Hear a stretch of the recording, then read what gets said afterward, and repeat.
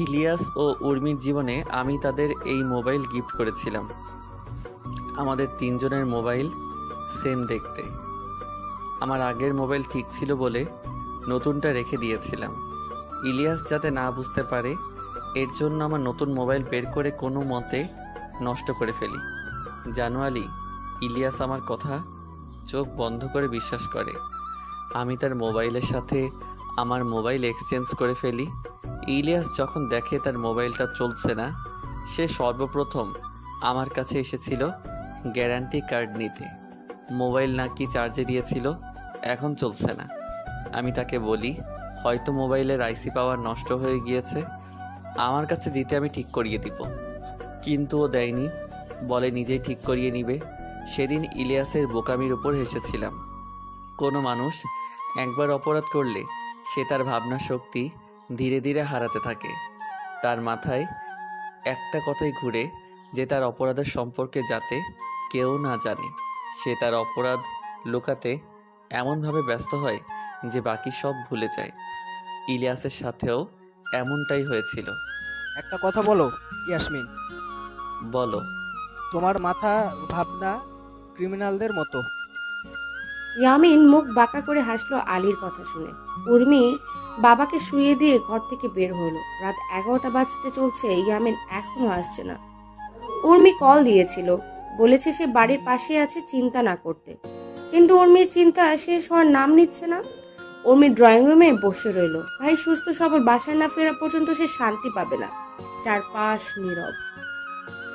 বেশ কিছুক্ষণ পর উর্মির মনে হলো সে কিছু শুনতে পাচ্ছে। শব্দটা কোথা থেকে আসছে বুঝতে পারছে না। তার মনে হচ্ছে কেউ দরজার লক মোচড় দিচ্ছে বারবার। উর্মি উঠে দাঁড়ালো। বাড়ির দরজায় তো এমন লক নেই, তালা দেওয়ার জন্য ছিটকিনি আছে। উর্মি চুপ থেকে শোনার চেষ্টা করলো শব্দ কোথা থেকে আসছে। শব্দ ওপর থেকে আসছে। উর্মির কপাল বেয়ে ঘাম ঝরছে। সিঁড়ি বেয়ে ধীরে ধীরে উপরে উঠলো। হ্যাঁ, শব্দ দ্বিতীয় মঞ্জিল থেকে আসছে। উর্মি ঠোক গিলল।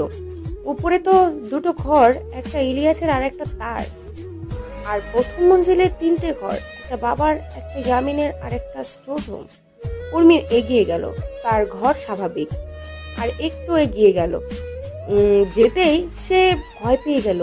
ইলিয়াসের ঘর থেকে শব্দ আসছে। মনে হচ্ছে কেউ ভিতর থেকে লক খোলার চেষ্টা করছে, খুব আস্তে আস্তে, যাতে কেউ টের না পায়। উর্মি ঢোক গিলে ধীরে ধীরে পিছিয়ে গেল। মোবাইল ড্রয়িং রুমে রাখা। ইয়ামিনকে কল দিতে হবে তার। এই শব্দে দ্রুত ড্রয়িং রুমে গেল। তার পা কাঁপছে। ভয়ের কারণে মোবাইলও খুঁজে পাচ্ছে না, অথচ সে এখানেই রেখেছিল। সোফার কিনারে থেকে মোবাইল পেল, দ্রুত হাতে নিল। হাত এতটাই কাঁপছে যে মোবাইলের লক পর্যন্ত খুলতে পারছে না। কোনো মতো লক খুলে ইয়ামিনের নাম্বারে কল করল। ইয়ামিন বিরক্ত হচ্ছে, এতক্ষণ বসে থাকতে কার ভালো লাগে। মোবাইল বেজে উঠলো তার। ইয়ামিন মোবাইল হাতে নিয়ে আরো বিরক্ত হলো। আলী বলল, কে কল করেছে? উর্মি নিশ্চয়ই বলবে বাসায় যেতে। আমিও বললাম তাকে ঘুমিয়ে পড়তে। বোন হয় তোমার, চিন্তা তো করবেই। রিসিভ করো, বলো তুমি আসছো কিছুক্ষণের মধ্যে। কথা বলতে বলতেই কল কেটে গেল। ভয়ে উর্মির নিঃশ্বাস বন্ধ হয়ে আসছে। হঠাৎ দরজা খুলে শব্দ আসলো। উর্মি চমকে হাত থেকে মোবাইল ফেলে দিল। উপরে তাকালো, ঘাড় উঁচু করে। ঘর থেকে বের হয়ে নিচে উকি দিল ইলিয়াস। চুলগুলো এলোমেলো, চোখের নিচে কালো দাগ হয়ে আছে, চোখ দুটো লাল। ইলিয়াস উর্মির দিকে তাকিয়ে আছে। উর্মি কাঁপা কাঁপা কণ্ঠ বলে, ভাই তুই এখানে? ইলিয়াস ধীর পায়ে এগিয়ে আসলো। সিঁড়ি থেকে নামতে নামতে বলল, আমার জীবন বরবাদ হয়ে গেল আর তোরা আরামায়েশে জীবন কাটাচ্ছিস? একদম না, তোর পাপের কারণে আমাদের জীবনও ধ্বংস হয়ে গেছে। তুই জানিস কি হয়েছে আমাদের সাথে? আমার বিয়ে ভেঙে গেছে। আবু প্যারালাইজড হয়ে বিছানায় পড়ে আছে। ভাইয়াকে দেখে এলাকার মানুষ বাজে কথা বলে আমাদের সম্পর্কে। যে মানুষটা সবাইকে মুখের ওপর জবাব দিয়ে দিত, সে মানুষটা চুপচাপ করে সবার কথা সহ্য করে নেয়। আর তুই বলছিস আমরা আয়েশ করছি? ইলিয়াস সিঁড়ি থেকে নেমে দাঁড়ালো। আর তার অবস্থা দেখে উর্মির মনে হচ্ছে না সে স্বাভাবিক। ইলিয়াস উর্মির দিকে তাকিয়ে শান্ত গলায় বলল, আম্মুকে স্বপ্নে দেখেছি আমি। জানিস উনি খুব একা, আমাদের সবাইকে উনি ডাকছেন। আমি আম্মুকে বলেছি আমি সবাইকে সাথে নিয়ে আসবো। উর্মি, তুই আর আমি একদিনে এই দুনিয়াতে এসেছি, তো আমি আগে আর তুই পরে কেন যাবি? চল না দুজনে একসাথে দুনিয়া ছেড়ে চলে যাই। তোর মাথা খারাপ হয়ে গিয়েছে ইলিয়াস? কি আবল তাবল বলছিস? আমি আবল তাবল বলছি? আমি? হ্যাঁ, তোর মাথা খারাপ হয়ে গেছে, পাগল হয়ে গেছিস তুই। ইলিয়াসের মাথা ঝিমঝিম করছে, অসহ্য লাগছে তার সবকিছু। রাগে হন হন নিঃশ্বাস নিচ্ছে। উর্মি ঠোক গিলে ওর অবস্থা দেখে। দ্রুত মাটি থেকে মোবাইল তুলতেই ইলিয়াস চোখ বড় বড় করে তাকালো। উর্মি, কল কাট। কাউকে কল দিবি না তুই, না হলে কিন্তু ভালো হবে না উর্মি। তোর কথা আমি শুনছি না। ইলিয়াসের মোবাইল আবার বাজছে। আলী তাকে এবার রিসিভ করতে বলল। ইয়ামিন রিসিভ করতে যাবে তখনই তার বাড়ি থেকে গুলি চালানোর শব্দ আসলো। ইয়ামিন আর আলী চমকে উঠল হঠাৎ শব্দ আসায়। অবাক হয়ে একে অপরের দিকে তাকালো তারা। আলী তার টিমকে চিৎকার করে বলল ইয়ামিনদের বাসায় যেতে। ইয়ামিন আর আলী গাড়ি থেকে বের হয়ে পুলিশের টিমের পেছনে দৌড়ে গেল। তারা সবাই মিলে দরজা ভেঙে ফেলল। ইয়ামিন ভেতরে গিয়ে থমকে গেল। উর্মি বুকের পাশে হাত রেখে দাঁড়িয়ে আছে, এলোমেলো চুল, পুরো চেহারা ঘেমে ভিজে আছে, জামার বাম পাশ রক্তে ভিজে গেছে। ইয়ামিন দৌড়ে গিয়ে উর্মিকে ধরল। উর্মি কিচ্ছু বলতে পারছে না। সবাই আশেপাশে তাকাচ্ছে, কাউকে দেখা যাচ্ছে না। বাবার ঘর থেকে বাবা চিৎকার করে উর্মি আর ইয়ামিনের নাম ধরে ডাকছে। আলী বলল, ইলিয়াস এসেছে। কোথায় সে? উর্মি চেষ্টা করছে কথা বলার, কিন্তু পারছে না। সে মাথা তুলে ইলিয়াসের ঘরের দিকে তাকালো। ইয়ামিন বুঝতে পেরে বলল, ইলিয়াস তার ঘরে গিয়েছে। 2 তলার শেষের ঘরটা ইলিয়াসের। আলী তার টিমকে ইলিয়াসের ঘরে যেতে বলে ইয়ামিনকে বলল উর্মিকে হসপিটাল নিয়ে যেতে। তখনই রমজান সাহেব আসলেন। উর্মিকে দেখে উনার হাত পা ভয়ে কাঁপছে। ইয়ামিন রমজান সাহেবকে বলল বাবার ঘরে গিয়ে উনার সাথে থাকতে, সে উর্মিকে নিয়ে হসপিটাল যাচ্ছে। ইয়ামিন এক মুহূর্তও দাঁড়ালো না, উর্মিকে দ্রুত করে তুলে বাসা থেকে বের হলো।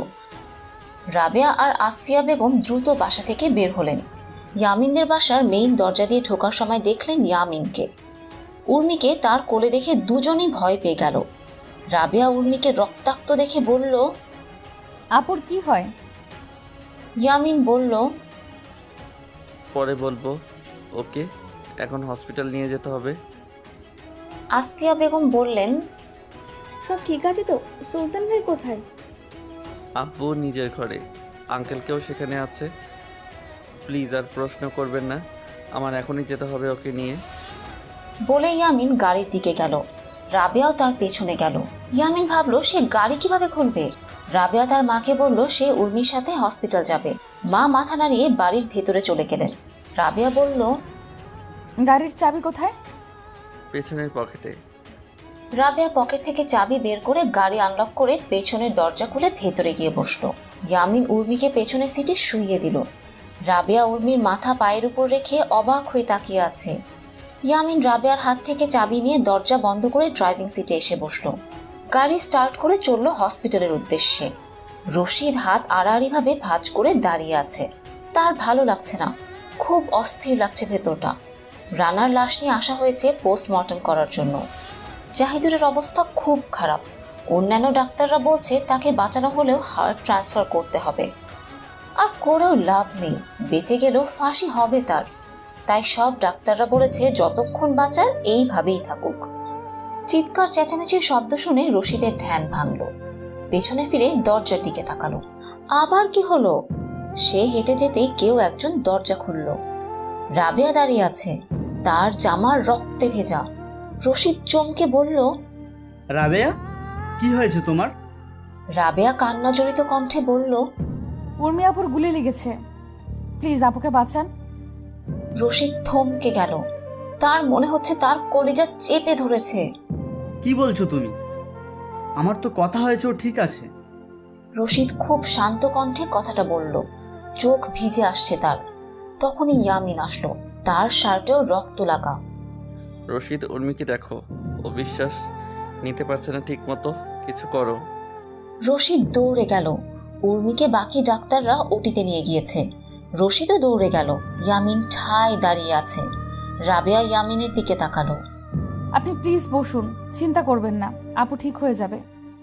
ইয়ামিন কিচ্ছু বলল না। রাবেয়া কাঁপা কাঁপা হাত এগিয়ে নিয়ে গিয়ে ইয়ামিনের হাত ধরল। হৃদস্পন্দন বেড়ে গিয়েছে তার, কিন্তু অবাক হলো ইয়ামিন তাকে বকেনি। সে ইয়ামিনকে ধরে নিয়ে গিয়ে রশিদের চেয়ারে বসালো। টেবিলের উপর পানির গ্লাস রাখা আর একটা বোতল রাখা। দ্রুত পানি ঠেলে ইয়ামিনের দিকে এগিয়ে দিল। পানি পান করুন। ইয়ামিন এখনো চুপ করে বসে আছে। রাবেয়ার ভয় করছে। সে গ্লাস রেখে ইয়ামিনের দু গালে হাত রেখে মাথা তুলল। ইয়ামিনের চোখ দুটো লাল হয়ে আছে। রাবেয়া ঢোক গিলে বলল, চুপ করে আছেন কেন? কি হয়েছে আপনার? কিছু বলুন। ইয়ামিন রাবেয়ার বাম হাত ধরল। তাকিয়ে আছে সে রাবেয়ার দিকে। শান্ত গলায় বলল, তোমার সাথে আমি সবসময় অনেক খারাপ ব্যবহার করি, তাই না রাবি? আপনি এসব কি বলছেন? মনে আছে একবার আমাকে অভিশাপ দিয়েছিলে, একদিন আমি আমার সব হারিয়ে ফেলবো? সেটা অনেক আগে। তখন আমি ক্লাস 8-9-এ পড়ি, আর আমি কথাটা রাগের মাথায় বলেছিলাম। কান্না করতে করতে বলেছিলে। আমি জানি আমি তোমাকে অনেক কষ্ট দিয়েছি আজ পর্যন্ত। আমাকে ক্ষমা করে দাও রাবি। তোমাকে দেওয়া প্রত্যেকটা কষ্ট আমি ফিরে পাচ্ছি। আমার জন্য হচ্ছে এসব। আপনি কি পাগল হয়ে গিয়েছেন? আপনি আমাকে কখনো কষ্ট দেননি। নিজেকে দোষারোপ করা বন্ধ করুন প্লিজ। ইয়ামিন চেয়ার ছেড়ে উঠে দাঁড়িয়ে বলল, তুই জানো না কিছু, কিন্তু আমি জানি আজ উর্মির কিছু হয়ে গেলে আমি পারবো না নিজেকে ক্ষমা করতে। রাবি তুমি কোথাও যেও না। আমি যাচ্ছি, দ্রুত ফিরে আসবো। কোথায় যাবেন? জানি না, কিন্তু আমি এসে পড়বো তাড়াতাড়ি। বলে ইয়ামিন দ্রুত গতিতে হেঁটে চলে গেল। রাবেয়া তার পেছন পেছন গিয়ে অনেকবার ডেকেছে, কিন্তু ইয়ামিন ফিরে তাকায়নি। ইয়ামিন হসপিটাল থেকে বেরিয়ে যেতেই রাবেয়া ঠায় দাঁড়িয়ে রইল। ফজরের আজান দিয়েছে কিছুক্ষণ আগে। রাবেয়া চেয়ারে বসে আছে। রশিদ এসেছিল। উর্মির বাঁ পাশের বুকের কিছুটা উপরে গুলি লেগেছিল, কাঁধের একটুখানি নিচে। তারা গুলিগুলো বের করে ফেলেছে। উর্মি এখন বিপদমুক্ত, কিন্তু অনেক রক্ত ঝরার কারণে সে দুর্বল হয়ে পড়েছে। এখন তার বেশির থেকে বেশি বিশ্রাম প্রয়োজন। রাবেয়ার কাছে মোবাইল নেই বলে কাউকে এই খুশির খবর শোনাতে পারেনি। কিছুক্ষণ পর ইন্সপেক্টর আলী আসলো। রাবেয়া তাকে এক নজর দেখে আবার মাথা নিচু করে ফেলল। আলী আশেপাশে দেখে বলল, ইয়ামিন কোথায়? জানি না, জিজ্ঞেস করেছি অনেকবার, কিন্তু বলে যায়নি। ইলিয়াসকে খুঁজছে আমার পুলিশ টিম। রাবেয়া আলীর দিকে তাকিয়ে ভ্রু কুঁচকে বলল, খুঁজছে? এখনো পাইনি তাকে? না, আমি নতুন ট্রান্সফার হয়ে এসেছি। তোমার কেস ছিল আমার এই এলাকায় পাওয়া প্রথম কেস। আর পুলিশ টিমের সবাই নতুন। ভাগ্য এত খারাপ কেউ বুঝলো না। এদের বদলি করা যাবে না? এটা তো বড় স্যারদের হাতে, কিন্তু আমি ওনাদের রিকোয়েস্ট করব আমার ভালো পুলিশ টিম দিতে। আমার খুব লজ্জা করছে খুব। আমি একটা অপরাধী খুঁজতে পারিনি। নিজেকে এত অসহায় কখনো মনে হয়নি। আমরা আপনার উপর খুব ভরসা করি। আপনি নিশ্চয়ই পারবেন ইলিয়াসকে খুঁজে বের করতে। তো পারবো, কিন্তু এমনটাও চলতে থাকলে সময় লেগে যাবে। তখনই পেছনে ইয়ামিনের কণ্ঠ ভেসে আসলো, তুমি কোনো কাজের না। রাবেয়া আর আলী সেদিকে তাকালো। ইয়ামিন দাঁড়িয়ে আছে, তার মাথায় টুপি। রাবেয়া নিশ্চিন্তে নিঃশ্বাস ফেলল। তার মানে ইয়ামিন মসজিদে ছিল। এতক্ষণ ভয় করছিল তার। ইয়ামিন হেঁটে এসে আলীর বরাবর দাঁড়িয়ে বলল, তোমাকে পুলিশ কে বানিয়েছে? আদৌ ট্রেনিং করেছো নাকি ঘুষ দিয়ে পুলিশ হয়েছো? ট্রেনিং করেছি। তোমার কোনো কথায় আমি মন খারাপ করব না। তুমি এখানে টেনশনে আছো, আমি জানি। টেনশন? আমি রেগে আছি তোমার উপর। ঠিক মতো পাহারাও দিতে পারো না তোমরা সেখানে থাকতে ইলিয়াস আমাদের বাসায় ঢুকলো কিভাবে? আলী ভ্রু কুচকে হাত আড়াআড়ি ভাবে ভাঁজ করলো। রাবেয়া দাঁড়ালো, ভয় করছে তার।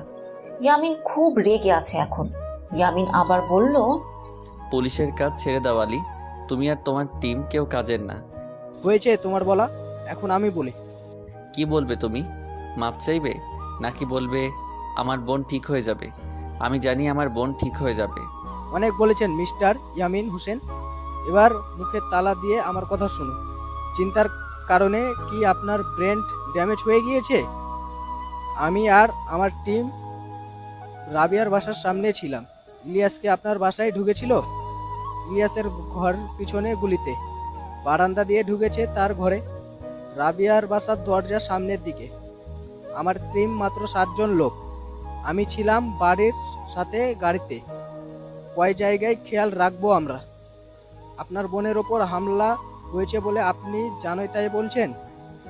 আপনাদের কেস সামলাতে গিয়ে আমার টিমের কতগুলো সদস্য প্রাণ হারিয়েছে একবার ভেবেছেন আমি কি রেগেছি আপনার উপর নাকি তাদের পরিবারও মানুষ রেগেছে? আরে আপনার পরিবারের প্রত্যেক মানুষ জীবিত, কিন্তু আমার টিম তো বিচ্ছেদ হয়ে গিয়েছে এই কয়েকদিনে। কথাগুলো বলে আলী ঘন ঘন নিঃশ্বাস ফেলছে। কথাগুলো সে রেগে বলতে চায়নি, কিন্তু বলতে বলতে হঠাৎ রাগ উঠেছে। ইয়ামিন চুপচাপ তার দিকে তাকিয়ে আছে। টেনশন হলে সে যা তা বলে, পরে নিজের ভুল বুঝতে পারলে লজ্জিত হয়। হঠাৎ আলীর মোবাইলে কল আসলো। সে নিজেকে সামলিয়ে কল রিসিভ করলো। সব কথা শুনে ওকে বলে কল কেটে দিল। ইয়ামিনের দিকে তাকিয়ে শান্ত গলায় বলল, আমার বেকার টিম ধরে ফেলেছে ইলিয়াসকে, আসছি। বলেই আলী চলে গেল। ইয়ামিন ঠায় দাঁড়িয়ে আছে। সে তাকালো আলীর যাওয়ার দিকে। রাবেয়া ইয়ামিনকে বলল, আপনি ওনাকে পরে সরি বলে দিয়েন। ইয়ামিন রাবেয়ার দিকে তাকালো। কিন্তু কেন? আপনি না বুঝে অনেক কিছু বলেছেন। উনি খুব কষ্ট করেছেন আমাদের জন্য। বিপদ ভাগ্যে লেখা থাকলে কেউ থামাতে পারে না। আপুর কিছু হয়ে গেলে আমি আপনাকে ক্ষমা চাওয়ার কথা বলতাম না। আলহামদুলিল্লাহ, আপু একদম ঠিক আছে। আপনি ওয়াদা করুন যে আপনার এত সাহায্য করেছে, সব বিপদে পাশে ছিল, তাকে আপনি নিশ্চয়ই ধন্যবাদ জানাবেন এবং খারাপ ব্যবহার করার জন্য ক্ষমা চাইবেন। ইয়ামিন রাবেয়ার কথা শুনেই মুখ বাঁকা করলো। হেঁটে গিয়ে চেয়ারে বসে অন্যদিকে মুখ ঘুরিয়ে রাখলো। রাবেয়া ইয়ামিনের দিকে ঘুরে বলল, আপনাকে বোঝানো আমার পক্ষে অসম্ভব। যাকগে, আমি আপনার হয়ে ক্ষমা চেয়ে নিব। ইয়ামিন রাবেয়ার দিকে তাকিয়ে বিরক্ত হয়ে বলল, তাকে নিয়ে এত চিন্তা করছো কেন তুমি? খুব মায়া হচ্ছে তার জন্য? হ্যাঁ হচ্ছে। বলেই রাবেয়া ভেঙচি কেটে মুখ ঘুরিয়ে রাখলো। ইয়ামিন দাঁড়িয়ে তেড়ে গেল রাবেয়ার সামনে। হচ্ছে মানে? রাবেয়া ইয়ামিনের দিকে তাকিয়ে বলল, হচ্ছে মানে হচ্ছে। ইন্সপেক্টর আলীর জন্য আমার খুব মায়া হচ্ছে। ইয়ামিনের মনে হচ্ছে কেউ তাকে তেতো করলা খাইয়ে দিয়েছে। রাবেয়ার কথায় এত বাজে স্বাদ সে হজম করতে পারছে না। রাবেয়া ভ্রু কুঁচকালো। ইয়ামিনের মুখ দেখে সে হাসবে নাকি ভয় পাবে কিছুই বুঝতে পারছে না। তখনই রশিদ আসলো। আলহামদুলিল্লাহ, সে সুস্থ আছে, শুধু রক্ত কম শরীরে। কিন্তু এই নিয়ে তুই চিন্তা করিস না, আমি রক্তের ব্যবস্থা অনেক আগেই করে রেখেছি।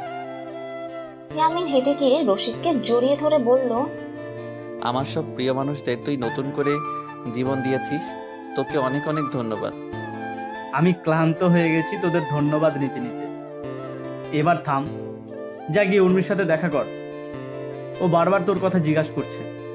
ইয়ামিন রশিদকে ছাড়লো। রশিদ চলে যেতে নিল।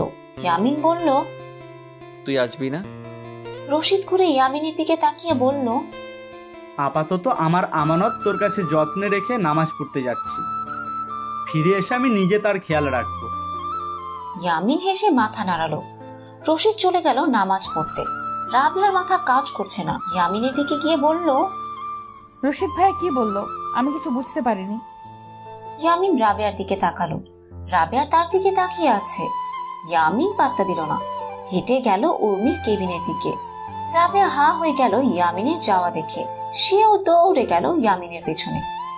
ইয়ামিন হাত আড়াআড়ি ভাবে ভাঁজ করে দাঁড়িয়ে আছে। বোনের সাথে কথা বলতে এসেছিল, কিন্তু রাবেয়া নামক জোকারটা তাকে এটা করতে দিচ্ছে না। নিজেই একা একা বকবক করছে। তার উর্মি চুপচাপ তাকিয়ে আছে রাবেয়ার দিকে। ইয়ামিন একসময় বিরক্ত হয়ে ধমকের স্বরে বলল, চুপ থাকো রাবি, দেখতে পারছো না তুমি এখন অসুস্থ? এত কথা বলছো কেন? রাবেয়া কপাল কুঁচকে বলল, আপনার জলে কেন? আবার এই তোমাকে না বলেছি এসব শব্দ ব্যবহার করবে না। রাবেয়া মুখ বাঁকালো। শুরু হলো একসময় তর্ক। একে অপরকে কিভাবে অপমান করতে পারে কম্পিটিশন শুরু হলো। উর্মির রাগ হচ্ছে খুব। একসময় বলেই দিল, আপনারা প্লিজ থামুন, আমার মাথা ব্যথা করছে আপনাদের ঝগড়া দেখে। ইয়ামিন রাবেয়াকে বলল, শুনলে? যাও এখন তুমি কেবিন থেকে, যখন তখন বক বক করতে থাকো। তখনই রশিদ আসলো। ইয়ামিনের সামনে এসে রাগী কণ্ঠে বলল, তোকে চড় মেরে দাঁত ফেলে দেবো। এত জোরে কথা বলছিস কেন? উর্মি এখন অসুস্থ, বুঝতে পারছিস না? আরে আমি তো। চুপ, একদম চুপ। এই তোরা বের হ কেবিন থেকে। আমি একজন নার্সের ব্যবস্থা করছি উর্মির খেয়াল রাখার জন্য। ইয়ামিন রাগী দৃষ্টিতে রাবেয়ার দিকে তাকালো। রাবেয়া ঢোক গেল ইয়ামিনের চাহনি দেখে। ইয়ামিন এক নজর উর্মিকে দেখে কেবিন থেকে বেরিয়ে গেল। রাবেয়া এখন কি করবে? রশিদ তাকেও বেরিয়ে যেতে বলল। রাবেয়া বাধ্য হয়ে কেবিন থেকে বের হলো। তারা যেতেই রশিদ হেসে বলল, দুজনেরই মাথায় সমস্যা আছে, জানো মাঝে মধ্যে মনে হয় তাদের একসাথে খুব মানায়। আপনার মাঝে মধ্যে মনে হয়, আর আমার ছোটবেলা থেকে এটা মনে হয়। আমাদের মনে করা দিয়ে কি হবে, তারা তো একে অপরকে শক্ত ভাবে। উর্মি লম্বা নিঃশ্বাস ফেলল। রশিদ উর্মির পাশে চেয়ার টেনে বসলো। ঠিক আছো তুমি? কষ্ট হচ্ছে না তো? আপনার চিকিৎসায় জাদু আছে, কষ্ট কম হয়। রশিদ লজ্জা পেল উর্মির কথা শুনে। মুচকি হাসি ফুটে উঠল চেহারায়। ইয়ামিন সিগারেট টানতে টানতে এগিয়ে যাচ্ছে।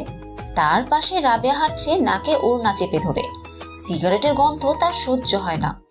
ইয়ামিন রাবেয়াকে দেখে বলল, ঢং করো না, আমি তোমার দিকে ধোয়া ছাড়ছি না, মুখ ঘুরিয়ে রেখেছি। তবুও আমি নিঃশ্বাস নিতে পারছি না। আচ্ছা জবাব দিন, কি আছে এই হারাম জিনিসটায়? আপনি নামাজ পড়েন, তবুও। শুনো রাবি, মানুষ অভ্যাসের দাস। আমি চেষ্টা করছি সিগারেট ছেড়ে দেওয়ার, এখন একদিনে মাত্র 1 থেকে 2টা খাই, এর বেশি না। কেন আপনার গার্লফ্রেন্ড আপনাকে নিজের কসম দিয়ে বলে না সিগারেট ছেড়ে দিতে? থাকলে তো কসম দিবে। আমি জানতাম আপনি সেদিন মিথ্যা বলেছিলেন। আপনার মতো মানুষের গার্লফ্রেন্ড হলে জীবন বরবাদ। ইয়ামিন কপাল কুঁচকালো রাবেয়ার কথা শুনে। আমি এতটাও খারাপ না তুমি যতটা ভাবো। আর তুমি কেন এসেছো আমার সাথে? আমার মাথা ব্যথা করছে, গাড়ি চালালে অ্যাক্সিডেন্ট হয়ে যাবে, তুমি হাঁটতে পারবে না এতক্ষণ। রাবেয়া জবাব দিল না। ইয়ামিন সিগারেট মাটিতে ফেলে নিভিয়ে দিল। পকেটে হাত রেখে চুপচাপ হাঁটছে। হাঁটতে হাঁটতে দুজন পুলিশ স্টেশন পৌঁছালো। পৌঁছাতেই ভেতর থেকে ইলিয়াসের চিৎকারের শব্দ ভেসে আসলো। ইয়ামিন দ্রুত পায়ে হেঁটে গেল ভেতরে। গিয়ে দেখে কয়েকজন পুলিশ মিলে ইলিয়াসকে মারছে। আর আলী চেয়ারে চুপচাপ বসে তাকিয়ে আছে ইলিয়াসের দিকে। রাবেয়া এই দৃশ্য দেখে অবাক হয়ে ইয়ামিনের দিকে তাকালো। ইয়ামিন শান্ত দৃষ্টিতে তাকিয়ে আছে ইলিয়াসের দিকে। ইলিয়াসের নজর ইয়ামিনের দিকে যেতেই কাঁদতে কাঁদতে বলল, ভাই ভাই ওদের বলুন থামতে, আমি আর পারছি না সহ্য করতে। আলী দরজার দিকে তাকালো। ইয়ামিনকে দেখে বাকি পুলিশদের বলল থামতে। ইয়ামিন বলল, থামলেন কেন আপনারা? ইচ্ছে মতো পিটন তাকে। ইলিয়াস বলল, না না আর না, আমি আমার অপরাধ কবুল করছি, আমাকে প্লিজ এবার ফাঁসি দেওয়া হোক। বলেছিলাম না তোমাকে? দেখো, আজ তুমি নিজেই নিজের জন্য মৃত্যু চাচ্ছ। হ্যাঁ হ্যাঁ চাচ্ছি, আমি পাগল হয়ে যাব বেঁচে থাকলে। আমি কিভাবে পারলাম উর্মিকে মারার চেষ্টা করতে? কিভাবে পারলাম আমার কলেজের টুকরার সাথে এমনটা করতে? আমি সত্যি আর বাঁচতে চাই না। আলী দাঁড়িয়ে বলল, তোমাকে এমনিতেও আর রাখা যাবে না। পালানোর চেষ্টা করে ভালো করনি। বড় সাহেব খুব রেগে আছেন, উনি আসবেন 12টার মধ্যে। তারপর ঠিক একটাই তোমাকে ফাঁসি দেওয়া হবে। আলী তাদের বলল ইলিয়াসকে নিয়ে লকআপে রাখতে। ইয়ামিন আর রাবেয়াকে বসতে বলল। ইয়ামিন আলীর দিকে হেঁটে গিয়ে বলল, কেউ একজন বলেছে তোমাকে ধন্যবাদ আর সরি জানাতে। অনেক খারাপ ব্যবহার করেছি, তোমার সাথে ক্ষমা করে দিও। আর ধন্যবাদ আমাদের এত সাহায্য করার জন্য। কেউ একজন বলেছে? কে সেই মানুষ যার হুকুম পালন করছে ইয়ামিন হোসেন?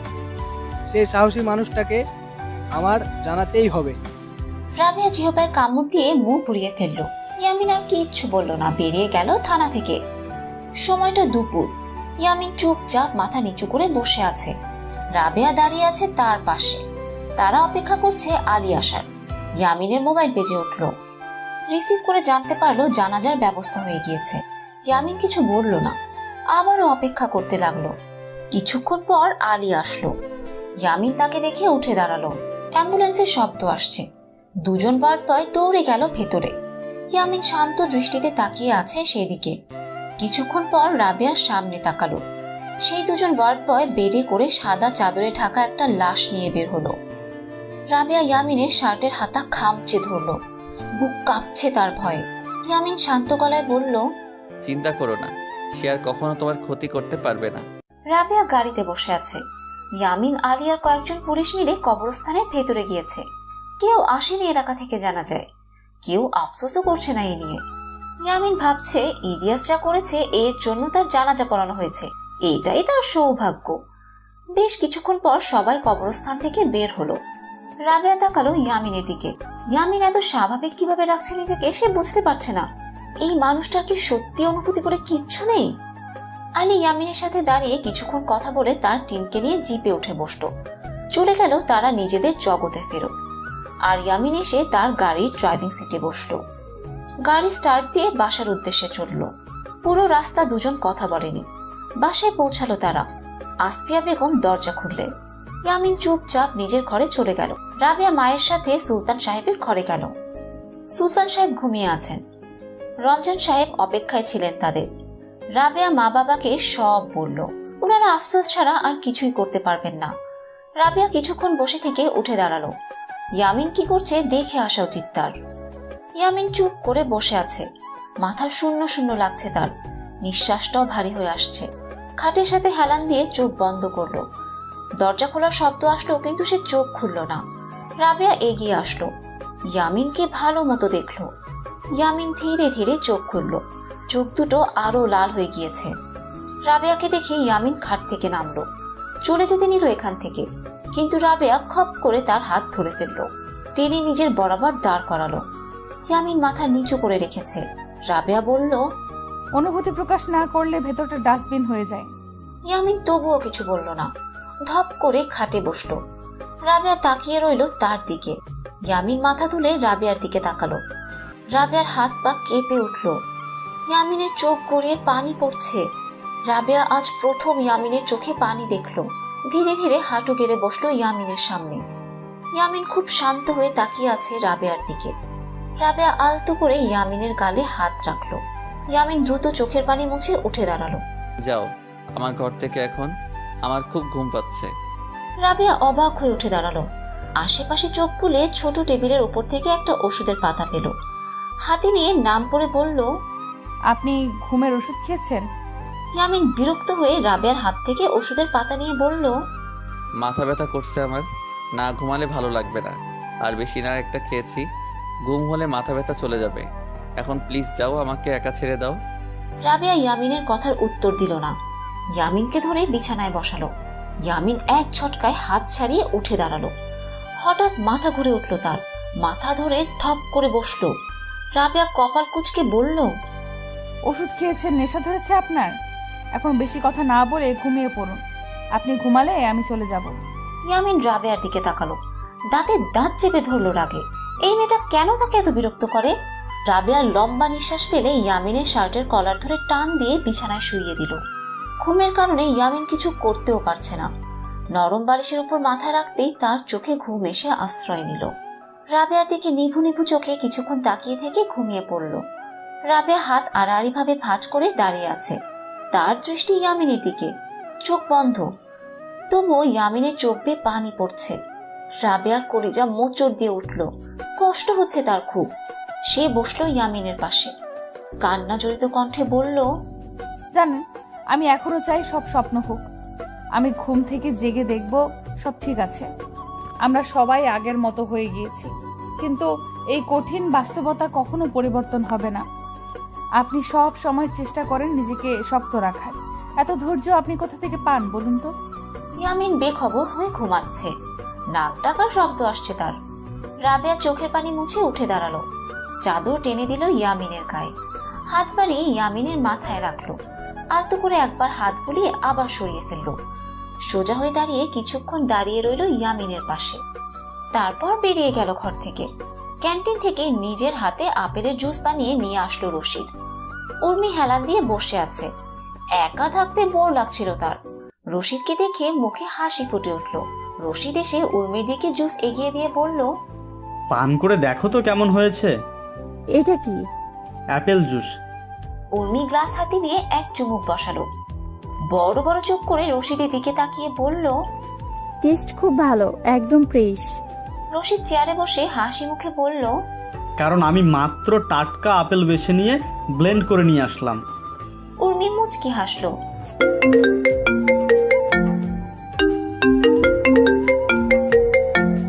তখনই রশিদের মোবাইল বেজে উঠল।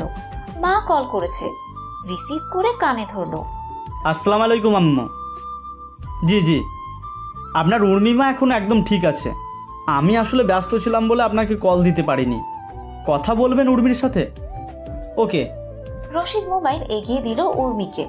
উর্মি কয়েকবার কথা বলেছে রশিদের মায়ের সাথে, তবুও খুব নার্ভাস হয়ে যায়। মোবাইল নিয়ে কানে ধরলো। রশিদ চুপচাপ বসে উর্মির দিকে তাকিয়ে রইল।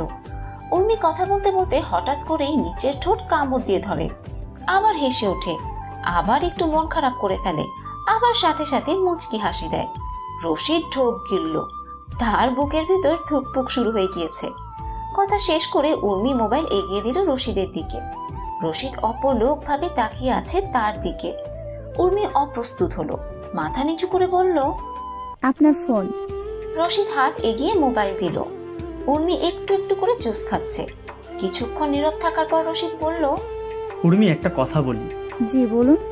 সোনিয়া চলে যাওয়ার পর থেকে আমি নিজেকে খুব একা মনে করতাম, খুব কষ্ট হতো, ইচ্ছে করতো মরে যেতে, কিন্তু মা বাবার জন্য পারিনি। নিজেকে পরিবর্তন করে ফেললাম। ধীরে ধীরে সময় কেটে গেল, আমি তাকে ভুলিনি, সে সব সময় আমার মনের এক কোণে থাকবে। কিন্তু উর্মি, ইদানিং আমি আবার আগের মতো হয়ে গেছি। আমি আবার মন খুলে হাসতে পারি। আমি এই কয়েকদিনই তোমাকে অনেক ভালোবেসে ফেলেছি মনে হচ্ছে। উর্মি আচমকা রশিদের দিকে তাকালো। রশিদ মাথা নিচু করে বলল, আমি জানি তোমার অস্বস্তি হচ্ছে, আসলে আমি কোনো কথা মনে দাবিয়ে রাখতে পারি না। আমার ইচ্ছে করলো তোমাকে বলতে, তাই বলে দিলাম। বলেই রশিদ উর্মির দিকে তাকালো। উর্মির মুখে হাসি। রশিদ বলল, তোমার রাগ হয়নি? উর্মি না সূচক মাথা নাড়িয়ে বলল, না, আমার খুব ভালো লাগে যখন কেউ আমাকে অনেক ভালোবাসে। আমি ভালোবাসা সামনে রাখতে ভালোবাসি। আপনার ভালোবাসাও যত্নে রাখবো নিজের কাছে। উর্মি, তুমি মন থেকে রাজি হয়েছো তো এই বিয়েতে? মন থেকে কিনা তা জানি না, কিন্তু আজ আপনার কথা শুনে আমি ভেবে নিয়েছি, বিয়ে করলে আপনাকেই করব, না হলে কখনো করব না। রশিদের মুখের হাসি আরো বড় হয়ে গেল। আজ তার খুশিতে নাচতে গাইতে ইচ্ছা করছে। তার চেহারার হাসি দেখে উর্মিও মুচকি হাসলো। অতীতকে পেছনে ফেলে সবাই এগিয়ে গেল। সেই ভয়ঙ্কর কেউ ভুলতে পারবে না সহজে, কিন্তু মনে করার চেষ্টাও করে না। আজ সুলতান ভিলায় বৈঠক বসেছে। রাবেয়া মেহমানদের লিস্ট করছে। উর্মি তার পাশে বসে নাম বলছে সবার। ইয়ামিন, বাবা, রমজান সাহেব আর আসফিয়া বেগম বিয়ের আয়োজন নিয়ে আলাপ আলোচনা করছে। পরের মাসে উর্মি আর রশিদের বিয়ে। কার্ড তৈরি, সেন্টার বুক করা হয়ে গিয়েছে। এখন শুধু দাওয়াত দেয়া বাকি। সুলতান সাহেব আগের থেকে অনেকটাই সুস্থ। হাঁটতে পারেন না, কিন্তু দাঁড়াতে পারে কিছুক্ষণের জন্য। রাবেয়া আর উর্মি মিলে ওনার অনেক খেয়াল রাখে। প্রতিদিন আসফিয়া বেগম এসে সবার জন্য রান্না করে। উর্মি একা সামলাতে পারবে না বলে। ইলিয়াসের চলে যাওয়ার 6 মাস হয়ে গিয়েছে। কেউ তাকে ভালোবেসে মনে করতে পারে না। মনে করলে তার প্রতি আরো রাগ অভিমান হয় সবার। তাই তার সম্পর্কে একদমই আলাপ আলোচনা হয় না। রাবেয়া লিস্ট দেখে চিন্তিত হয়ে বলল, 1000-এর বেশি মানুষ হয়েছে, আরো কেউ বাকি? উর্মি বাবার দিকে তাকিয়ে বলল, আব্বু, আর কারো নাম?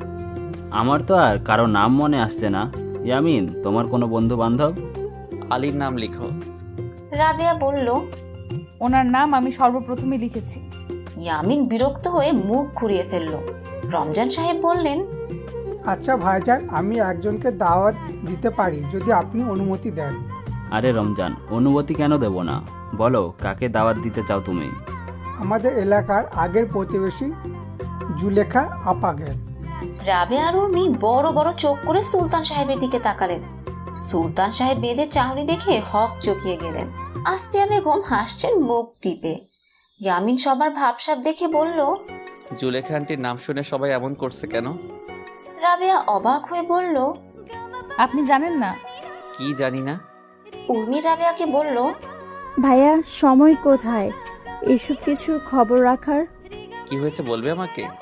সুলতান সাহেব উর্মিকে ইশারায় না বলছে। উর্মি বাবার কথায় পাত্তা না দিয়ে বলল, জুলেখা আন্টির স্বামী মরে যাওয়ার পর আসফিয়া আন্টি একবার দুষ্টুমি করে আব্বুকে বলেছিলেন জুলেখা আন্টিকে বিয়ে করে নিতে। ওনার 3টা ছেলেকে উনি কিভাবে একা লালন পালন করবে? ওনার ছেলেরাও বাবা পেয়ে যেত, আর আমরাও মা পেয়ে যেতাম। কিন্তু এই আশা পূরণ হওয়ার আগে জুলেখা আন্টি ওনার ছেলেদের নিয়ে গ্রামে শিফট হয়ে যান। ইয়ামিন ভ্রু কুঁচকে বাবার দিকে তাকালো। আব্বু, আপনি রাজি হওয়ার আগে আমি না বলে দিতাম। আমার আম্মুর জায়গা কারো না। হ্যাঁ হ্যাঁ জানি, এবার এই বিষয় ধামাচাপা দাও। আসফিয়া বেগম বললেন, আমি মজা করে বলেছিলাম তখন, আচ্ছা ভাইজান, এখন বলুন জুলেখা আপাকে দাওয়াত দিবেন কি না? হ্যাঁ দেব। ইয়ামিন অবাক হয়ে বাবার দিকে তাকালো। বাবা কপাল কুঁচকে বলল, তুমি আবার এভাবে তাকাচ্ছ কেন বাবা? জুলেখা ও তার স্ত্রী আমাদের সাহায্য করেছিল যখন তুমি অসুস্থ ছিলে। এর মাঝে রাবেয়া বলে উঠল, অসুস্থ? ও হ্যাঁ, আপনার না পায়েস হয়েছিল, মনে আছে? আপনি বসতে পারতেন না, সারাদিন দাঁড়িয়ে থাকতে হতো আপনার। সবাই মুখ টিপে হেসে উঠল। ইয়ামিন বড় বড় চোখ করে রাবেয়ার দিকে তাকালো। শব্দ করে হাসলেই বিপদ। উর্মি এখান থেকে পালিয়ে নিজের ঘরে চলে গেল। ইয়ামিন উঠে দাঁড়ালো। রাগে শরীর জ্বলছে তার। রাবেয়া ঢোক গিলে বলল, সরি, মুখ ফসকে বেরিয়ে গিয়েছে। ইয়ামিন হন হন করতে করতে চলে গেল। ইয়ামিন যেতে রাবেয়া শব্দ করে হেসে দিল। আসফিয়া বেগম রাবেয়ার কান ধরে মোচড় দিয়ে বলল, বলছিলাম না ইয়ামিনকে রাগাবে না। আউচ! আম্মু ছাড়ুন, ব্যথা পাচ্ছি। আসফিয়া বেগম কান ছেড়ে বলল, ভেবেচিন্তে কথা বলতে হয় সবসময়, তুমি বড় হচ্ছ না। সরি বললাম তো, আমি সত্যিই বুঝতে পারিনি, মানে মাথায় কথাটা আসতেই সাথে সাথে মুখ থেকে বেরিয়ে গেল। আচ্ছা আচ্ছা, এখন জুলেখা আন্টির নাম লিখো। ওখানের কি অবস্থা? এখানে তো শপিং নিয়ে পড়ে আসে সবাই। রশিদের কথা শুনে উর্মি হেসে বলল, মনের মতো একজন শাশুড়ি পেতে চলছি। উনিও শপিং পাগল, আমিও শপিং পাগল। আমার লাইফটা সেট। হ্যাঁ হ্যাঁ, আগে তো শুধু বাবার পকেট খালি হতো, এখন আমারও হবে। পারে, আমি আপনার পুরো সংসার সামলাবো আর আপনি আমাকে শপিং করাবেন না, কিপটা কোথাকার। উর্মির কথা শুনে রশিদ ভ্রু কুঁচকে খাটের দিকে তাকালো। উর্মির সব গহনা সাজিয়ে রেখে রশিদের মা সবগুলো চেক করছে। রশিদ বলল, তোমার বিয়ের গহনার অর্ধেক টাকা আমি দিয়েছি, আর তুমি আমায় কিপটে বলছো? শুনুন, শপিং করা আমার স্ত্রীগত অধিকার আর আমাকে শপিং করানো আপনার স্বামীগত অধিকার। আচ্ছা আচ্ছা, বুঝলাম। শোনো না, দেখা করতে পারবে আজ? হ্যাঁ, আজ আমি ছুটি নিয়েছি। আগামীকাল থেকে আবার ডিউটি শুরু। আবার ছুটি পাবো বিয়ের 4 দিন আগে। প্লিজ তৈরি হয়ে নাও, আমি আধা ঘন্টার মধ্যে আসছি। ওকে, আমি কি আব্বুকে বলে দেখি, উনি পারমিশন দিলে যাব, না হলে না। ডান। উর্মি কল কেটে ঘর থেকে বের হলো। সিঁড়ি বেয়ে নামতে যাবে তখনই দেখে রাবেয়া এদিক সেদিক দেখে ইয়ামিনের ঘরের দিকে গেল। উর্মি কপালে হাত দিল। এই মেয়ে নিজের বিপদ নিজেই ডেকে আনে। এখন রাবেয়াকে ইয়ামিনের বকা থেকে বাঁচানোর সময় নেই তার কাছে। সে সিঁড়ি বেয়ে নেমে দেখে ড্রয়িং রুমে কেউ নেই। বাবার ঘরের দিকে হাঁটা ধরল। রাবেয়া ইয়ামিনের ঘরের দরজার সামনে দাঁড়িয়ে আছে। ইয়ামিন তাকে দেখে বিরক্ত হয়ে বলল, তুমি কি চাও বলো তো? এত বিরক্ত করো কেন আমায়? আপনি আমার উপর রেগে থাকলে আমার ভালো লাগে না। রাবেয়ার কথা শুনে ইয়ামিন খাটে বসে বলল, আমি রেগে নই তোমার উপর। আমি বুঝতে পারি না তুই বুঝে শুনে কথা বলো না কেন। রাবি, সময় আছে, নিজেকে পরিবর্তন করো। রাবেয়া কিছুটা এগিয়ে আসলো। আপনি তো বলেছিলেন আমি যেমন আছি তেমনই যেন থাকি সব সময়। সেটা তো বলেছিলাম তুমি ডিপ্রেশনে চলে যাচ্ছিলে বলে। তাই তো নিজেকে পরিবর্তন করিনি, অথচ ভেতরে আমি একদম ভেঙে পড়েছি। সারাটা দিন আপনাদের সাথে হাসি ঠাট্টা করে কাটালেও রাতের বেলা ভয় চেপে ধরে আমায়। অতীত তাড়া করে বেড়ায়। কখনো দেখেছেন কোনো ধর্ষিতাকে এত স্বাভাবিক থাকতে? এই দেখুন আমাকে, আমি নিজেকে স্বাভাবিক রেখেছি কারণ আমার বাবা মা যতটা আমাকে বোকা ভাবেন আমি অতটা নই। সবার মুখে হাসি কিভাবে রাখতে হয় আমি শিখে গিয়েছি। হ্যাঁ, মাঝে সাথে ভুলভাল কথা বলে ফেলি, যেমনটা একটু আগে বলে ফেলেছি, সরি। বলেই রাবেয়া মাথা নিচু করে ফেলল। ইয়ামিন মুখ ঘুরিয়ে নিয়ে বলল, আমি কথায় কথায় রেগে যাই তোমার উপর, এর জন্য আমিও সরি। আমি চেষ্টা করি নিজেকে পরিবর্তন করার, কিন্তু পারি না। খুব কঠিন মনে হয় আমার কাছে। আমি চেষ্টা করব তোমার উপর রাগ না করার। রাবেয়া মাথা তুলে ইয়ামিনের দিকে তাকালো। ইয়ামিন মুচকি হাসলো রাবেয়ার চাহনি দেখে। রাবেয়া এদিক সেদিক দেখে কপাল ছোঁয়া চুলগুলো কানের পেছনে গুজে আবার মাথা নিচু করে ফেললো। উর্মি দরজা থেকে উকি দিয়ে বাইরে তাকালো। রশিদ বাইকের উপর বসে আছে। উর্মি মাথা নিচু করে হেঁটে গেল তার দিকে। রশিদ পা থেকে মাথা পর্যন্ত উর্মিকে দেখে বলল, তুমি তৈরি হওনি? আব্বু পারমিশন দিলেও ভাইয়া না বলেছে। ও শালাকে তো। উর্মি মাথা তুলে ভ্রু কুচকে বলল, খবরদার, উনি আমার ভাই হয়। মানে ইয়ামিন কেন করলো এটা? জানি না, নিজের বন্ধুকে নিজে জিজ্ঞেস করুন। তো কল দিয়ে বললে কেন আসতে? ঘুরতে তো যেতে পারবো না এখন। বলেই রশিদ মন খারাপ করে ফেলল। উর্মি আর একটু কাছে গিয়ে বলল, আমারও ইচ্ছে করছিল আপনাকে একটু দেখার, তাই বলেছি আসতে। রশিদ দাঁত বের করে হেসে উঠল। সত্যি আমাকে দেখতে ইচ্ছে করছিল তোমার? কখনো মিথ্যে বলেছি আপনাকে? রশিদ না সূচক মাথা নাড়ালো। উর্মির এক হাত ধরে মুঠোবন্দি করে বলল, এত তাড়াতাড়ি নিজের মনে জায়গা দেবে তুমি আমায়, আমি ভাবতেও পারিনি উর্মি। আপনাকে মনে জায়গা না দেওয়ার কোনো কারণ নেই। আপনি যে কোনো মেয়ের মনে জায়গা নিতে পারবেন এক মুহূর্তেই। আমি শুধু তোমার মনে জায়গা চেয়েছি, পেয়ে গেছি, আর কাউকে লাগবে না। আচ্ছা একটা কথা জিজ্ঞেস করি? জি করুন। বিয়ে করবে আমাকে? আমি খুব ভালো খাবার রান্না করতে পারি। উর্মি শব্দ করে হেসে উঠল। রশিদ প্রায় এমন দুষ্টুমি করে। উর্মি মাথা নাড়িয়ে রাজি হলো রশিদের প্রস্তাবে। পুরো বাড়ি জুড়ে হই হুল্লোড়। আজ উর্মির হলুদ ছোঁয়া। বউ সেজে সোফায় বসে আছে উর্মি। কিছুক্ষণ পর সেন্টারের জন্য রওনা দিবে তারা। বাড়ি থেকে সেন্টার কাছে, হেঁটেই যাওয়া যাবে। সবাই তৈরি। ইয়ামিন আসেনি এখনো অফিস থেকে। বাবা বলেছিল ছুটি নিয়ে নিতে, কিন্তু ইয়ামিন নেয়নি। বলেছে হলুদের দিন একবারে ছুটি নিবে। উর্মি রাবেয়ার দিকে তাকিয়ে ইশারায় বলল আবার কল দিতে। রাবেয়া তাই করলো, কিন্তু ইয়ামিন কল ধরেনি। উর্মি মন খারাপ করে বসে রইল। খুব কান্না পাচ্ছে তার। ইলিয়াস তো নেই, এখন ইয়ামিনই তার একমাত্র ভাই। সেও কাছে নেই এখন। বেশ কিছুক্ষণ পর ইয়ামিন আসলো। বাড়িতে সবাইকে দেখে ঘড়ির টাইম দেখলো। আপনারা যাননি এখনো? উর্মি দাঁড়িয়ে বলল, কি যেন বলেছিলেন আপনি আমার বিয়ের সময় আমার পাশে থাকবেন। কোথায় ছিলেন আপনি? মনে আছে তো আপনার? বোন বেঁচে আছে আর আজ তার গায়ে হলুদ। নাকি ভাইয়ের সাথে সাথে বোনকেও দাফন করে এসেছেন সেদিন? ইয়ামিন শান্ত গলায় বলল, এমন কিছুই না, এক সপ্তাহের কাজ আজ শেষ করে ছুটি নিয়ে এসেছি। এক সপ্তাহের কাজ? গত এক মাস ধরে আপনার এক সপ্তাহর কাজ আজ শেষ হলো। তাহলে ভাই বললেই তো হয়, আপনি ইচ্ছে করে দূরে থাকছেন আমার কাছ থেকে। এমন কিছুই না, আপনারা সবাই সেন্টার চলে যান, আমি তৈরি হয়ে আসছি।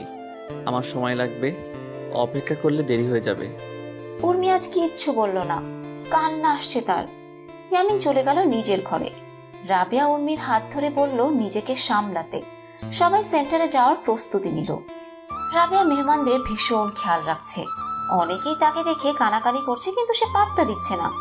অনেকে তো তাকে মুখের উপর বলেই দিয়েছে যে পরিবারের ছেলে তার সম্মান নষ্ট করেছে। সে সেই পরিবারের হয়ে এত খাতিরদারি কেন করছে মেহমানদের? তার কি লজ্জা বলতে কিছু নেই? রাবেয়া জবাবে শুধু হেসেছে। উর্মি জীবনে অনেক বিশেষ সময় চলছে এখন। সে সিন ক্রিয়েট করতে চায় না। চাইলেই সবাইকে জবাব দিতে পারে, কিন্তু দেবে না। উপরওয়ালা আছেন তো, উনি থাকতে রাবেয়ার মনে কোনো ভয় নেই। হঠাৎ কাঁধে ছোঁয়া পেল রাবেয়ার। পেছনে ফিরে মানুষটাকে দেখে হাসি মুখে বলল, আসসালামু আলাইকুম জুলেখা আন্টি, কেমন আছেন আপনি? ওয়ালাইকুম আসসালাম। তুমি রাবেয়া তাই না? জি আন্টি। তোমাকে দেখেই চিনি গিয়েছি। এত মিষ্টি দেখতে তো রাবেয়াই হতে পারে। ধন্যবাদ আপনাকে এত প্রশংসা করার জন্য।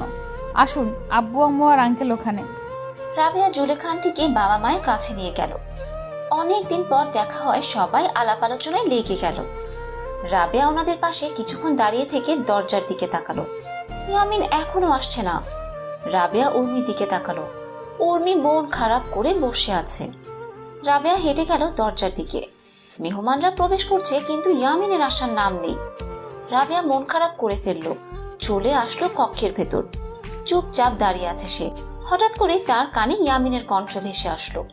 পেছনে ফিরে দরজার দিকে তাকালো। ইয়ামিন আসছে তার মানে। রাবেয়া হাসি মুখে দৌড়ে গেল। এগিয়ে যেতে কেউ একজন দরজা দিয়ে প্রবেশ করলো। রাবেয়া গিয়ে ধাক্কা খেলো মানুষটার বুকের সাথে। সেই মানুষটাও রাবেয়ার কাঁধ ধরে ফেললো যাতে সে পড়ে না যায়। রাবেয়া মাথা তুলে মানুষটাকে দেখে দুবার চোখের পলক ফেললো। অজান্তেই মুখে হাসি ফুটে উঠল তার। আপনি? রাবেয়া রাইট। রাবেয়া হ্যাঁ সূচক মাথা নাড়ালো। মানুষটা মুচকি হাসলো। দরজার পাশে দাঁড়িয়ে আছে ইয়ামিন। শীতল দৃষ্টিতে তাকিয়ে রইল সে তাদের দিকে। উর্মি আসিয়া বেগমকে জিজ্ঞাসা করছে রাবেয়া কোথায়। জিজ্ঞাসা করতে দেরি হলো, কিন্তু রাবেয়ার আসতে দেরি হলো না। দৌড়ে এসে সে স্টেজে উঠল। উর্মি অবাক হয়ে তাকিয়ে আছে। তুফান গতিতে আসার কারণ কি? রাবেয়া ঘন ঘন নিঃশ্বাস নিচ্ছে। উর্মি ভ্রুকুচকে বলল, কোথায় ছিলে তুমি? আর এভাবে দৌড়ে আসলে কেন? রাবেয়া এসে উর্মির পাশে বসলো। সে এসেছে। কে এসেছে? আমাদের ছোটবেলার ক্রাশ। উর্মি কিছুক্ষণ ভাবলো, তার তো কিছুই মনে আসছে না। রাবেয়া বলল, আপু, আমি শাফিন ভাইয়ার কথা বলছি। শাফিন? জুলেখা আন্টির মেজো ছেলে। রাবেয়া হ্যাঁ সূচক মাথা নাড়ালো। উর্মি চারপাশে চোখ বুলালো। ইয়ামিনের সাথে কথা বলতে বলতে সাফিন এগিয়ে আসছে।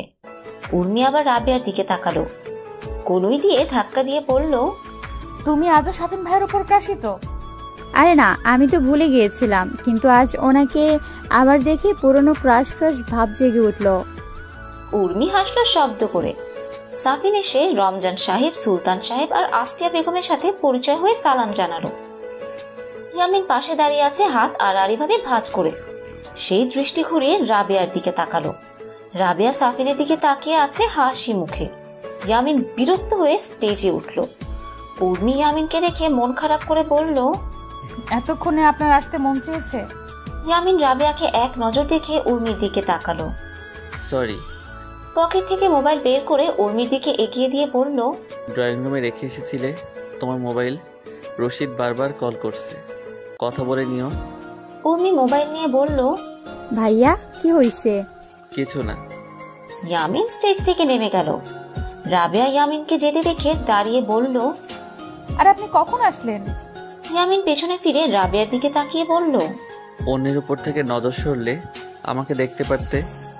বলে ইয়ামিন চলে গেল। রাবেয়া কাচুমাচু খেয়ে আবারও বসে পড়ল। ইয়ামিনের কথা তার মাথার উপর দিয়ে গিয়েছে। রাবেয়া উর্মিকে বলল, আমার কেন মনে হচ্ছে তোমার ভাইয়ার মন খারাপ? হ্যাঁ, আমারও তাই মনে হচ্ছে। হয়তো তোমার বিয়ে হয়ে যাবে, তাই তুমি চলে গেলে উনি আর আঙ্কেল একদম একা হয়ে যাবেন।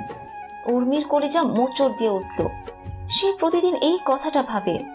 রাবেয়ার দিকে তাকিয়ে বলল, তোমরা সবসময় ওনাদের পাশে থেকো রাবেয়া। আমি প্রতিদিন বাসায় যেতে পারবো কিনা জানি না, কথা হলে ফোনেই হবে। চিন্তা করো না আপু, আমরা সব সময় আঙ্কেল আর তোমার ভাইয়ার পাশে থাকবো। উর্মি মুচকি হেসে রাবেয়াকে জড়িয়ে ধরল। আয়নার সামনে দাঁড়িয়ে আছে ইয়ামিন। আজ উর্মি চলে যাবে, সহ্য হচ্ছে না। বোনকে তো নিজের মেয়ের মতো করে লালন পালন করেছে, থাকবে কিভাবে তাকে ছাড়া? দরজায় ঠক ঠক শব্দ আসলো। ইয়ামিন ভেতরে আসার পারমিশন দিল। আয়না দিয়ে সে দেখলো রাবেয়া ভেতরে ঢুকলো। আজ রাবেয়া গাঢ় নীল রঙের জামা পরেছে, হালকা মেকআপে সুন্দর লাগছে তাকে। ইয়ামিন চোখ ফিরিয়ে নিল। কিছু বলবে? সেন্টারে যাওয়ার সময় হয়ে গিয়েছে, আঙ্কেল ডাকছেন আপনাকে। তুমি যাও, আমি আসছি।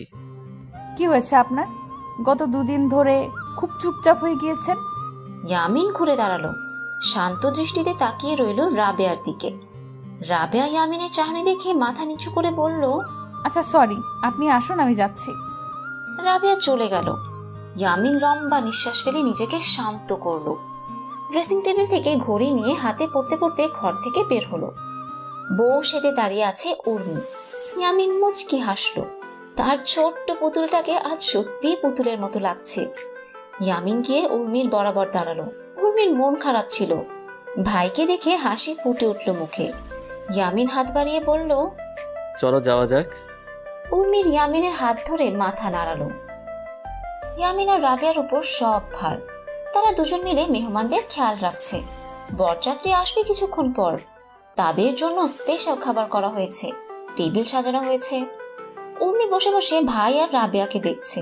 মুচকি হাসলো সে। রাবেয়া আছে তাই তার টেনশন কম। চোখ ঘুরিয়ে বাবার দিকে তাকালো। বাবা হাসি মুখে সবার সাথে কথা বলছে। উর্মির গলা ধরে আসলো। ঢোক গিলে কান্না থামানোর চেষ্টা করলো। কিছুক্ষণ পর আতশবাজির শব্দ আসলো। বর এসেছে বলে অনেকে কক্ষ থেকে বের হয়ে গেল। উর্মির পাশে দাঁড়িয়েছিল।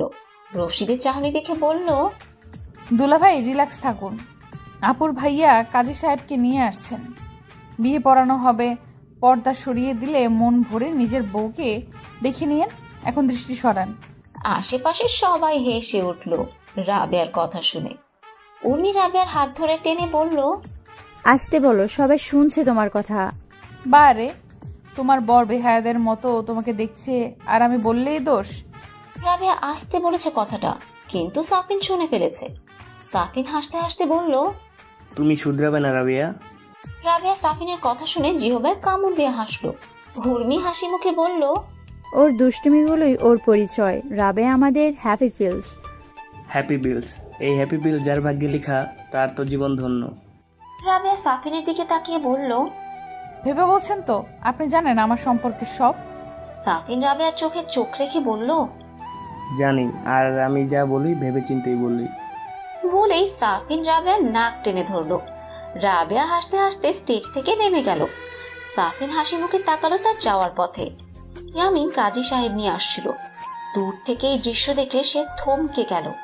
কাজী সাহেব স্টেজে উঠে পড়লেন, কিন্তু ইয়ামিন ঠায় দাঁড়িয়ে আছে সেখানেই। বাবাকে জড়িয়ে ধরে কাঁদছে উর্মি। মেয়েদের বিদায় এত কষ্টদায়ক হয় কেন? রাবেয়া মুখ টিপে ধরে ফুপিয়ে কাঁদছে পাশে দাঁড়িয়ে। তার পাশে দাঁড়িয়ে আছে সাফিন। সে রাবেয়াকে কাঁদতে না বলছে। ইয়ামিনের দৃষ্টি একবার রাবেয়াকে দেখছে, আর একবার উর্মিকে।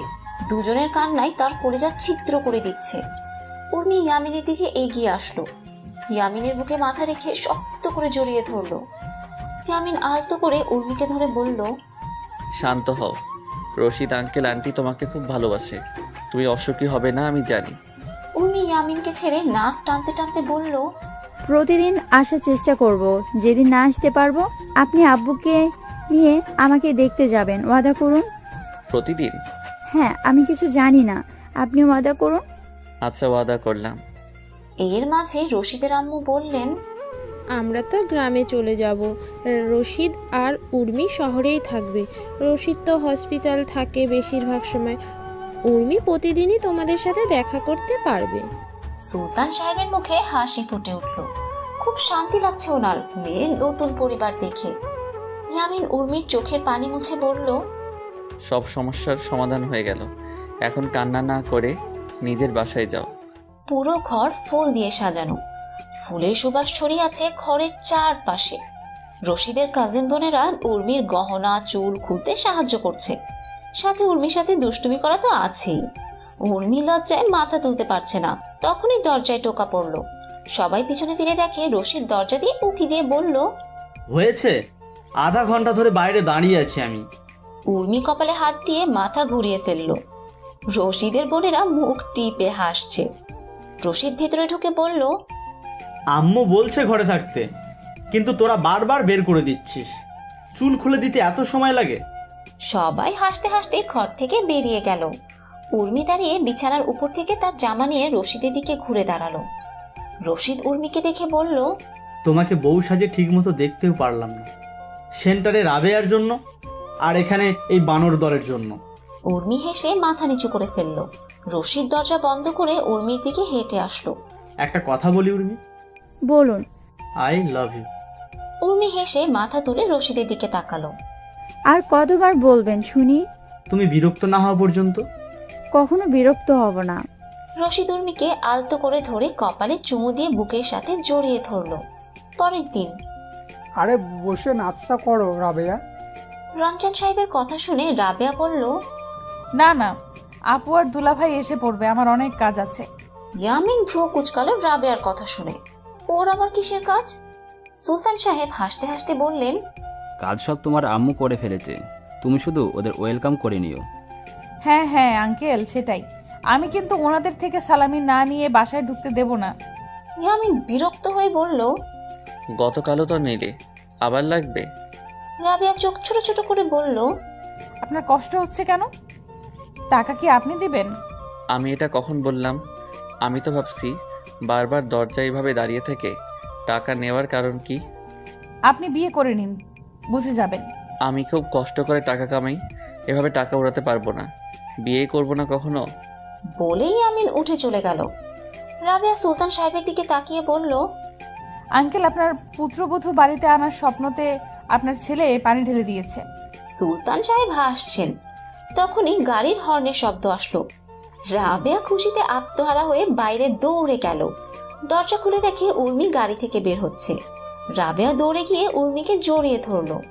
উর্মি ইমোশনাল হয়ে গেল, যেন অনেক বছর পর দেখছে রাবেয়াকে। রশিদ তাদের দেখে হেসে সামনে তাকালো। আসফিয়া বেগম আর রমজান সাহেব এগিয়ে আসছেন।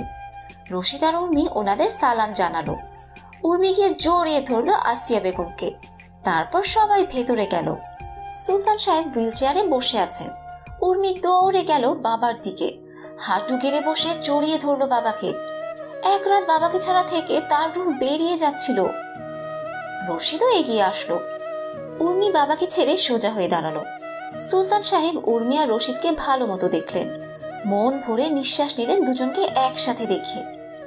উর্মির বাবার হাত ধরে কাঁধে মাথা রেখে বসে আছে। রাবেয়া আর রশিদ গল্প করছে বসে। ইয়ামিন চায়ের কাপে চুমুক দিয়ে বলল, আঙ্কেল আন্টি আসেনি কেন রশিদ? ওনারা বলেছেন সন্ধ্যার পর আসবেন, কিছু মেহমান আছে বাসায়, চলে যাবে দুপুরের খাওয়া দাওয়া করে। সুলতান সাহেব বললেন, এখন তোমাদের আসা উচিত হয়নি। মেহমানরা কি ভাববে বলো? তারা আছে আর বাড়ির বউ বাবার বাসায় চলে গেছে। আঙ্কেল আম্মু নিজে বলেছেন উর্মিকে এই বাসায় নিয়ে আসতে। আসলে একটা কথা বলার আছে আপনাকে। হ্যাঁ বলো। আমাদের সব আত্মীয় স্বজন গ্রামে, অনেকেই বিয়েতে আসতে পারেনি, তাই আব্বু বলেছে এক সপ্তাহ পর আমরা কিছুদিনের জন্য গ্রামে যাব। এসে পড়বো খুব তাড়াতাড়ি, কারণ আমার হসপিটাল জয়েন করতে হবে আবার। আমার মেয়ে এখন তোমাদের, নিয়ে যেতে হলে যাও। উর্মি বলল, আমিও বলেছি আব্বু না বলবে না, কিন্তু মা বলেছেন আপনাকে বলে তারপর যেতে। নিজেকে খুব ভাগ্যবান মনে হচ্ছে। আমার মেয়ে এমন এক পরিবারের অংশ হয়েছে যারা অন্যের কষ্ট দুঃখ বোঝে। সবসময় সুখী হও মা। উর্মি হেসে বাবার বুকে মাথা রাখলো। রাবেয়া বলল, আপুকে তো সুখে রাখতেই হবে, না হলে দুলাভাই জানে আপুর ভাইয়া কে কি করতে পারে। রশিদ চা পান করছিল। রাবেয়ার কথা শুনে নাকে মুখে চা উঠে গেল। মুখে হাত দিয়ে কাশছে সে। ইয়ামিন চায়ের কাপ রেখে বলল, জীবনে প্রথম, তুই সঠিক কথা বলছো। What do you mean by জীবনে প্রথম? বুঝে নাও। তখনই কলিং বেল বাজানোর শব্দ আসলো। আসফিয়া বেগম যেতে নিলেন, কিন্তু রাবেয়া উঠে মাকে বসতে বলে এগিয়ে গেল। দরজা খুলে রাবেয়া সালাম জানালো। ভেতরে এগিয়ে আসলো জুলেখা আন্টি আর ওনার দুই ছেলে, সাফিন আর রুবেল।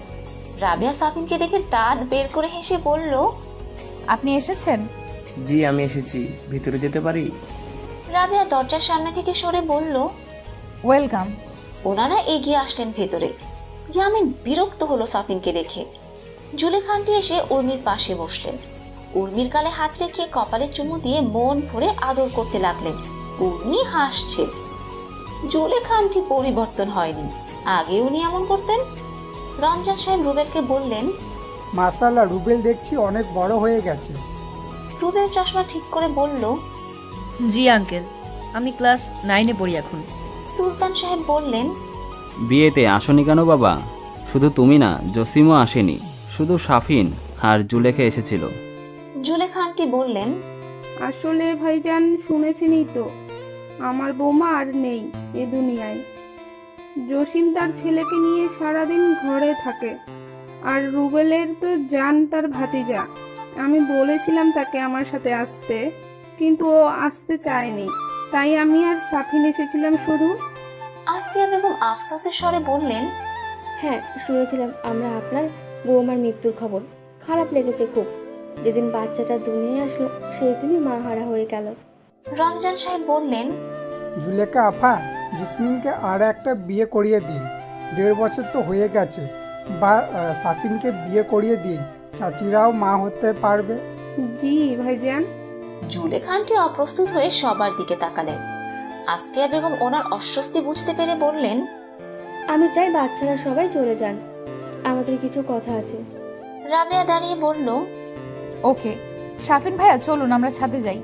ইয়ামিন দাঁড়িয়ে বলল, শুধু তোমরা না, আমরা সবাই যাব। জি আমিও সেটাই বলছি, আমরা সবাই। বলেই রাবেয়া ভেঙচি কেটে হাঁটা ধরলো। উর্মি আর রশিদ একে অপরের দিকে তাকিয়ে লম্বা নিঃশ্বাস ফেলল। ইয়ামিন এক পাশে দাঁড়িয়ে সিগারেট টানছে, আর বাকিরা অন্য পাশে দাঁড়িয়ে কথা বলছে। ইয়ামিন বারবার আর চোখে রাবেয়াকে দেখছে। রাবেয়া আর সাফিন কথা বলছে হেসে হেসে। এত কিসের কথা তাদের? পরিচয় তো নেই ঠিক মতো। ইয়ামিন মুখ ঘুরিয়ে নিল। সাফিন ইয়ামিনকে দেখে বলল, সিগারেট খাওয়া ভালো না ইয়ামিন, সিগারেটের ধোঁয়া ভিতরে সব পুড়িয়ে নষ্ট করে দেয়। ইয়ামিন সাফিনের দিকে তাকালো, নিচু স্বরে বলল, যার ভেতরটা আগে থেকেই পুড়ে ছাই হয়ে যাচ্ছে তাকে এসব বলে লাভ নেই। কিছু বললে ইয়ামিন? ইয়ামিন না সূচক মাথা নাড়ালো। রাবেয়া বলল, ইয়ামিন হোসেন নিজের দুনিয়ার বাদশা, উনি কারো কথা শোনে না। ইয়ামিন রাবেয়ার কথা শুনে না শোনার ভান করলো। রাতের বেলা সবাই যার যার বাসায় চলে গিয়েছে। ইয়ামিন বাবাকে ওষুধ খাওয়াবে বলে ঘরে আসলো। বাবা বই পড়ছিলেন। ছেলেকে দেখে বই বন্ধ করে নড়ে চড়ে বসলেন। ইয়ামিন বাবার পাশে বসে ভাবছে জুলেখা আন্টি কি বলেছে জিজ্ঞাসা করবে কিনা। সে জিজ্ঞাসা করার আগেই বাবা বললেন, জুলেখা আপা রাবেয়াকে পুত্রবধূ বানাতে চায়। ইয়ামিন থমকে গেল। তার দৃষ্টি ওষুধের পাতার দিকে। ঢোক গিলে ওষুধ বের করে বাবার দিকে এগিয়ে দিল। তো আঙ্কেল আন্টি কি বললেন? বলল তো রাবেয়ার সাথে কথা বলবে তারা। মনে হয় রাবেয়া রাজি হবে না। হয়ে যাবে, দেখা যাক কি হয়। ইয়ামিন আর কিচ্ছু বলল না। বাবাকে ওষুধ খাইয়ে দিয়ে ঘরে চলে আসলো। তার মাথা কাজ করছে না, কেন যেন রাগ হচ্ছে, খুব রাগ। চুপচাপ খাটে বসে চোখ বন্ধ করে রাখলো। সকালবেলা কাজের লোক কাপড় ধুয়ে দিয়ে গিয়েছে, কিন্তু শুকিয়ে দিয়ে যায়নি। ইয়ামিন নাস্তা করে ছাদে গেল কাপড় শুকাতে। বিরক্ত লাগছে তার। ভেবেছে কাজের লোককে বলবে কাপড় ধুয়ে শুকিয়ে দিয়ে যেতে। ছাদে উঠে একটা একটা করে কাপড় শুকাতে লাগলো। হঠাৎ পাশের ছাদ থেকে সাফিনের কণ্ঠ ভেসে আসলো। হ্যাঁ ইয়ামিন, কেমন আছো? ইয়ামিন সেদিকে তাকালো। সাফিন দাঁড়িয়ে আছে পাশের ছাদে। ভালো, তুমি কেমন আছো? হ্যাঁ আমিও ভালো আছি। তুমি জামা শুকাতে এসেছো? হ্যাঁ, উর্মি তো নেই, এখন আমারই সব করতে হবে। তোমার সব সমস্যার একটাই সমাধান, বিয়ে করে নাও তুমি। ইয়ামিন কিছু বলার আগে রাবেয়ার কণ্ঠ ভেসে আসলো।